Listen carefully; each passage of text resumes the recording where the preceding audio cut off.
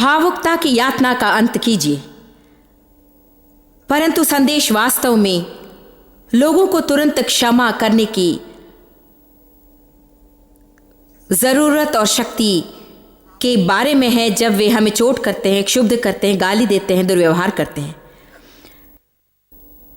आज ये मेरे लिए महत्वपूर्ण है कि परमेश्वर आपके हृदय में कुछ करे। मैं प्रार्थना कर चुकी हूं और मुझे प्रतीति है कि इस शिक्षण पर ऐसा ठोस अभिषेक होगा कि न केवल आप संदेश को सुनेंगे, परंतु पवित्र आत्मा आपको इसके लिए सामर्थ्य देगा। हम कह सकते हैं संदेश में पहले सुन चुका हूं, मगर इससे कोई फर्क नहीं पड़ता कि कितनी बार हमने संदेश सुना है। मुख्य बात है हम कर रहे हैं क्या। हमें कभी ऐसा नहीं बनना है कि लोगों को क्षमा करना हमारे लिए कठिन हो जाए। हमें तुरंत क्षमा करना है और हमारी जीवन शैली भी क्षमामयी हो जानी चाहिए। क्षुब्ध होने से इनकार, भावुक बनने से इनकार। हमारी जीवन शैली यूं होनी चाहिए जहां क्षमा करना हमारे स्वभाव में समा गया है और क्षमा करना हमारे चरित्र की विशेषता बन गया है। आमीन। यही हमारी विशेषता है कि हम ऐसे हैं। कोई चोट करता है, हम उन्हें क्षमा करते हैं। कोई क्षुब्ध करता है, हम क्षमा करते हैं। हमारी प्रतीति भले पर है, बुराई पर कभी नहीं। ये सोचने के बदले कि तुमने जानबूझ करके और अब मेरे पीछे पड़े हो। हम अपने से यूं कहते हैं जैसे मैं तो सोच भी नहीं सकता कि मैंने कितनी बार किसी को ठेस पहुंचाई, मुझे पता नहीं चला। मैं सोचता हूं कि यद्यपि तुमने मुझे ठेस पहुंचाई, तुमने ऐसा जानबूझकर नहीं किया। मैं तुम्हारे लिए प्रार्थना करूंगा और तुम्हें क्षमा करूंगा।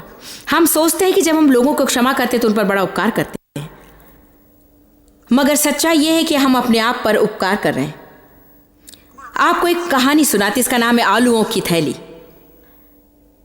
मेरे एक अध्यापक ने हमसे एक दिन एक प्लास्टिक बैग और आलूओं से भरी एक थैली लाने को कहा। जीवन में जिस किसी को हमने क्षमा करने से इनकार किया, हम एक आलू चुनकर उस पर उनका नाम और तारीख लिखकर प्लास्टिक बैग में डाल दें। कुछ थैलियां आप कल्पना कर सकते हैं काफी भारी थी। हमसे कहा गया कि हफ्ता भर इसे जहां जाएं साथ ले जाएं। रात को बिस्तर के पास रखकर सोएं, कार चलाते हुए बगल में रखें, काम पर टेबल के पास। इस बोझ को जहां जाए साथ ले जाने की कठिनाई ने हमें बता दिया कि कैसा बोझ हम आत्मा पर लादे हुए थे और सदा उस पर ध्यान देना पड़ता था, भूलना नहीं था और जहां जाएं उसे रखना नहीं था। देखिए, आलूओं की स्थिति से दुर्गंध आना स्वाभाविक था।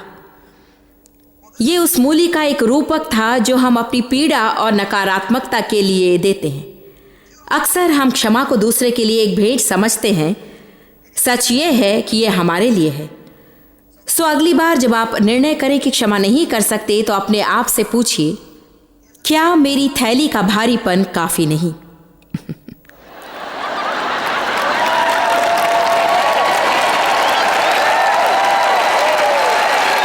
आइए अब देखते हैं मत्ती अध्याय 18। मत्ती 18 पद 18। पिता, मेरी प्रार्थना है कि आज इस वचन के अनुसार तू लोगों को हर प्रकार की क्षुब्धता को, हर घाव, हर चोट, कटुता, क्षमाहीनता को त्याग देने की सामर्थ देगा और यहां से प्रत्येक व्यक्ति उस आलू की थैली के बिना लौटेगा। यीशु के नाम में आमीन।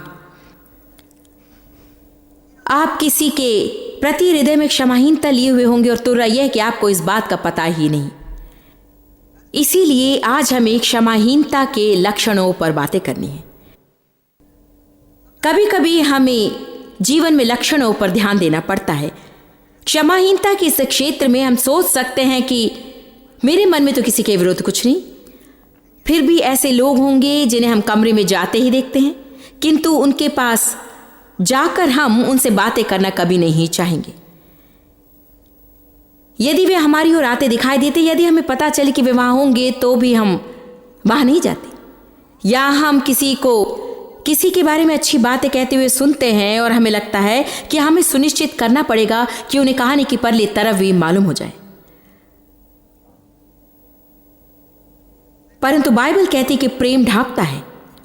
प्रेम किसी के दोषों पर रोशनी नहीं डालता और प्रेम कई पापों को ढांपता है।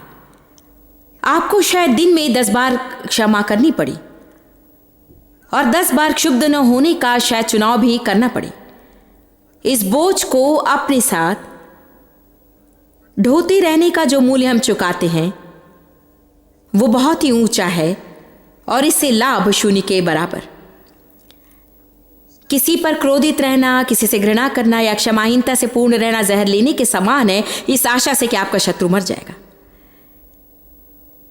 किसी पर बिगड़े रहने का क्या फायदा जो कि खुशियां मना रहे और उसे परवाह भी नहीं कि आप क्रोध के शिकार हैं। इसीलिए मेरा कहना है कि अपने आप पर कृपा कीजिए और क्षमा कीजिए। आप अपनी आलूओं की थैलियों को आज ही खाली कर डालिए। वो चाहे भरी हो या उसमें एक ही आलू हो, आप उसे आज ही खाली कर डालिए और कहिए ये थैली मेरे जीवन भर खाली ही रहेगी। शायद हम फायदे में रहेंगे यदि हम एक छोटी सी प्लास्टिक की खाली थैली साथ रखा करें ताकि हमें याद रहे कि उसमें आलू का प्रवेश न होना कितना महत्वपूर्ण है। आइए देखते हैं मत्ती अध्याय 18 पद 18। मैं तुमसे सच कहता हूं, जो कुछ तुम पृथ्वी पर बांधोगे वो स्वर्ग में बंधेगा और जो कुछ तुम पृथ्वी पर खोलोगे वो स्वर्ग में खुलेगा। वो कह रहा है कि हम विश्वासियों को अधिकार है कि हम पृथ्वी पर वही करे जो किसी स्थिति में स्वर्ग करेगा। ये शक्ति है, ये अधिकार है। इसका अर्थ है कि आप यहां पृथ्वी पर किसी चीज के लिए प्रार्थना करें और ये यदि स्वर्ग की इच्छा है तो वो घटेगा। आप शैतान को बांध सकते हैं उसे धिक्कार सकते हैं, परिस्थिति के ऊपर जी सकते हैं।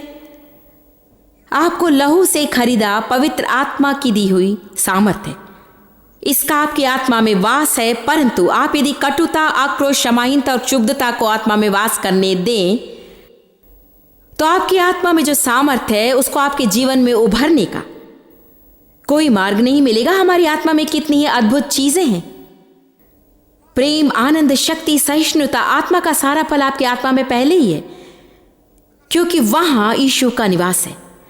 आपके अस्तित्व की गहराई में वो रहता है। हमारे अस्तित्व की गहराई हमारा वो भाग नहीं जिसमें समस्या है, वो है अगला भाग, जीवात्मा, हमारा मन, हमारी इच्छाएं, हमारी भावनाएं। आपकी भावनाएं घायल हो सकती हैं। आपका मन आपको 100 कारण बता सकता है कि आप फिर कभी भविष्य में उस व्यक्ति को ठेस पहुंचाने का अवसर न दें। सो आप उसे जीवन से निकाल बाहर करेंगे। जब आप लोगों को जीवन से बाहर निकाल देने लगे, विशेषकर इसलिए कि आप अभी तक उन पर क्रोधित हैं। हमें हर रिश्ते में सदा पुनर्नवीकरण प्राप्त नहीं होता। ये ग्लानि भरा रिश्ता रहा है। क्षमाहीनता का सदा यह अर्थ नहीं होता कि रिश्ता फिर से नया हो जाएगा, किंतु ये कि आपके हृदय में न कटुता हो, न क्रोध और क्षमाहीनता आपके लिए है और परमेश्वर के राज्य के लिए है, ताकि आपके माध्यम से उसका कार्यक्रम जारी रहे। आप अपने द्वार यूं न बंद कर लें कि परमेश्वर ने जो उत्तम कार्य आप में किया है उसे प्रवाहित होने का मार्ग न मिले। ये उस पानी के नल की तरह होगा जो जंग से और मिट्टी और सारी गंदगी से भरा था। पानी बहने का मार्ग ही नहीं, पानी तो वहां है मगर पानी निकल नहीं सकता, और थोड़ा बहुत निकले भी वो मिट्टी भरा और गंदा, और इससे किसी का कोई भला होने वाला नहीं। बाइबल साफ बताती है कि जब हम प्रार्थना करने लगते हैं, यदि हम विश्वास में करें तो प्रभु हमारी प्रार्थनाएं सुनेगा और वो उत्तर भी देगा। बाइबल ये कहती है, मगर आपके दिल में यदि किसी के विरुद्ध कुछ है कमॉन, मैं आपसे बोल रही हूं, यदि आपके दिल में किसी के विरुद्ध कुछ है तो पहले हमें उसे दूर करना है, क्योंकि विश्वास काम नहीं करेगा जब तक कि हम प्रेम में ना चलें। और कटुता, क्षमाहीनता और क्षुब्धता का प्रेम में चलने के साथ कोई संबंध नहीं। आज कितने ही लोग क्रोधित हैं।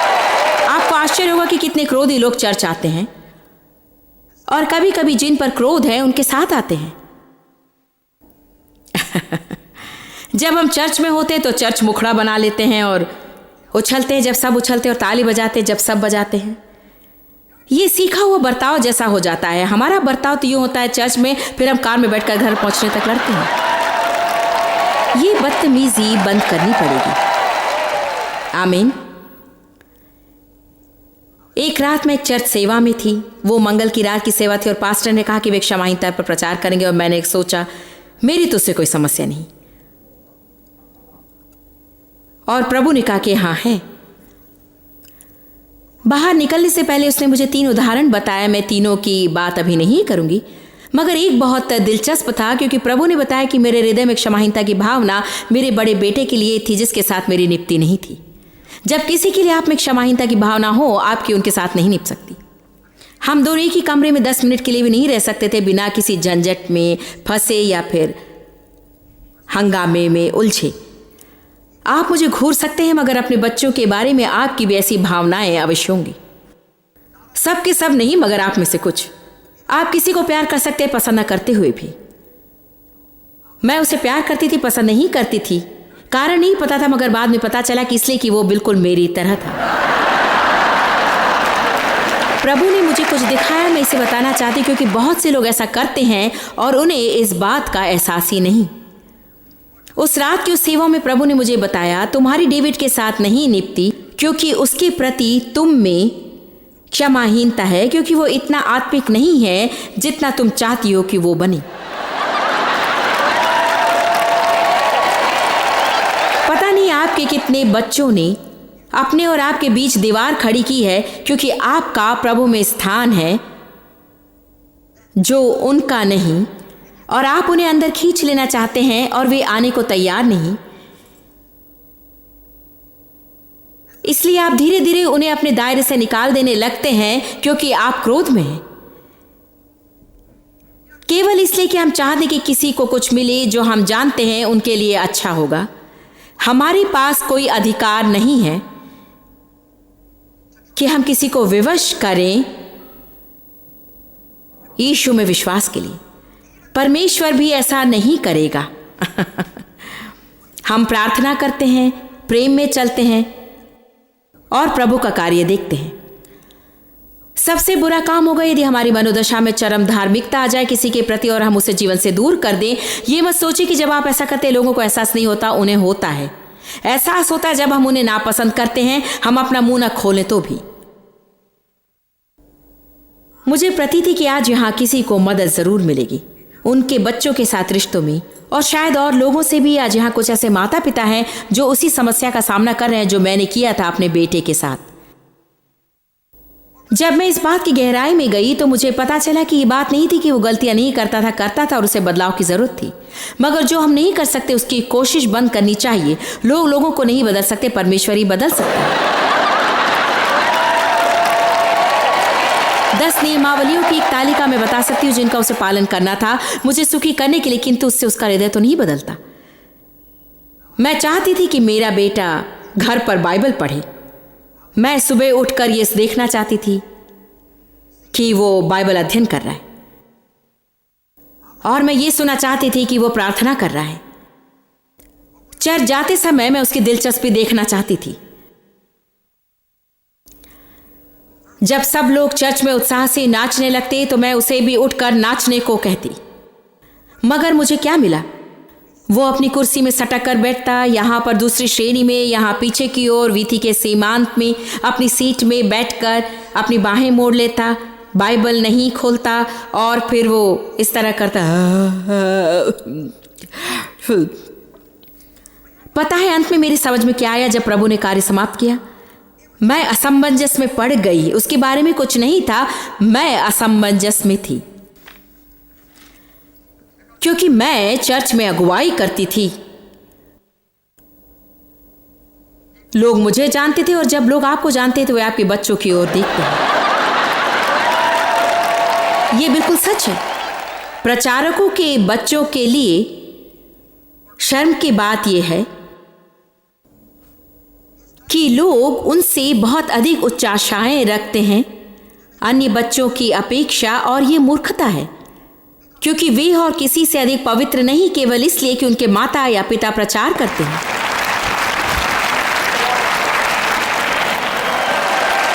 ऐसी बातें सुनने को मिलेंगी, मुझे तो विश्वास ही नहीं होता कि जॉयस के बेटे ने ऐसा किया। क्यों नहीं, वो भी तो बच्चा है, उसे भी तो बढ़ना है औरों की तरह। आप में से कितने समझते हैं मेरी बात को? यहाँ का कोई सेवकाई में रहा है और आपको भी बच्चों के साथ तरह तरह की झमेलों का सामना करना पड़ा है।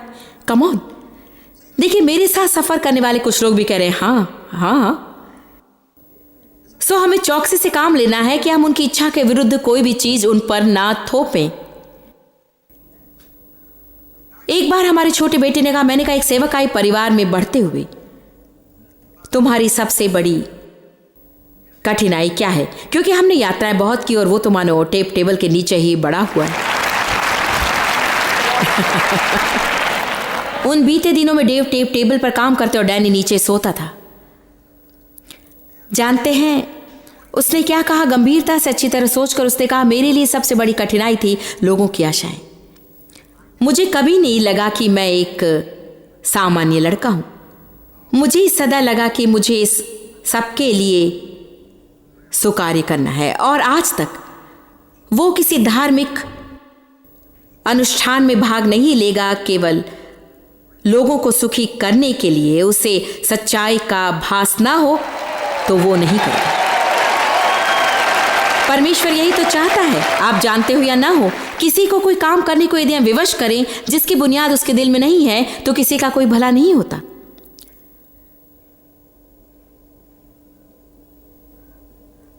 प्रभु का विशेष निर्देश था कि मैं उससे माफी मांगूं और हिम्मत बटोरने में मुझे 3 सप्ताह लगे, क्योंकि मुझे डर था कि यदि मैं झुक जाऊं तो वो लाभ उठाएगा। आखिर वो बच्चा ही तो। और यदि मैं कहूं मुझे खेद है, मेरा बर्ताव अच्छा नहीं था, यद्यपि मैं दोष देती थी, तुम पर चिल्लाती थी, बात मेरी थी, वास्तव में मैं उसके बारे में नहीं जानती। परमेश्वर को समझाने की कोशिश की, पता नहीं ये बुद्धिमानी का काम होगा कि नहीं। आपने कभी ऐसा किया, प्रभु कुछ करने को कहता है और आप कहते कि सचमुच में? क्या तो सचमुच सोचता कि यही बढ़िया तरीका है?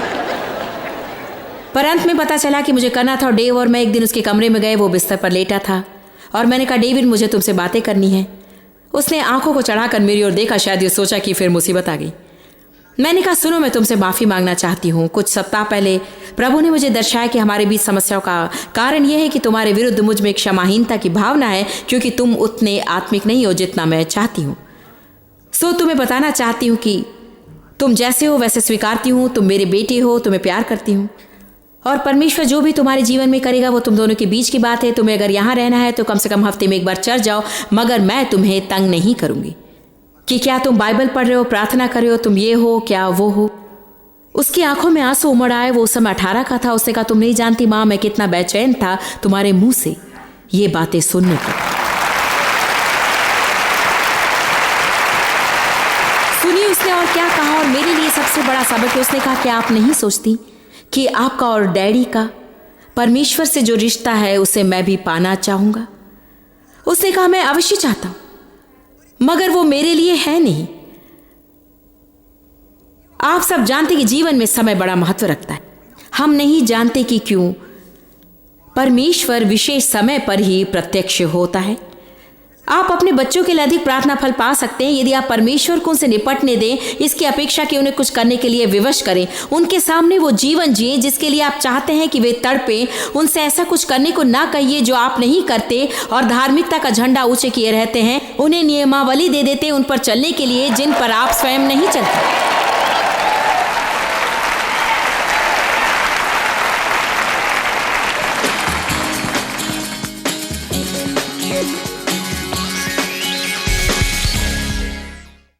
पिता, हम यीशु के नाम में तेरे पास आते हैं और मेरी प्रार्थना है कि मेरे प्रत्येक दर्शक के लिए जिसे किसी को क्षमा करने की ज़रूरत है और उन्हें अपने आप को भी क्षमा करने की ज़रूरत भी होगी। शायद वे तुझ पर क्रोधित हैं प्रभु, उन्हें शायद क्षमा करने की ज़रूरत होगी। परचून को, पोस्ट ऑफिस को, काम में किसी को, पड़ोसी को, अतीत में किसी को, कल से किसी को।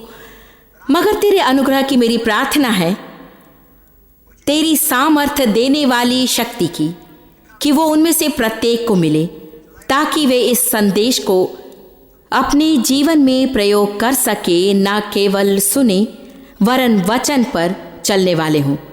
यीशु के नाम में मैं आपसे सहमत हूं कि यही क्षमाहीनता से भावुकता की यातना का अंत है। आमीन। मैं प्रसन्न हूँ कि आज आपने कार्यक्रम देखा। मुझे प्रतीति है कि वचन आपका जीवन बदल रहा है और मैं प्रोत्साहित करती हूँ कि हफ्ते में 5 दिन आप सम्मिलित हों, क्योंकि आपका जीवन लगातार बदलता रहेगा और ये आपको महिमा से महिमा तक ले जाएगा।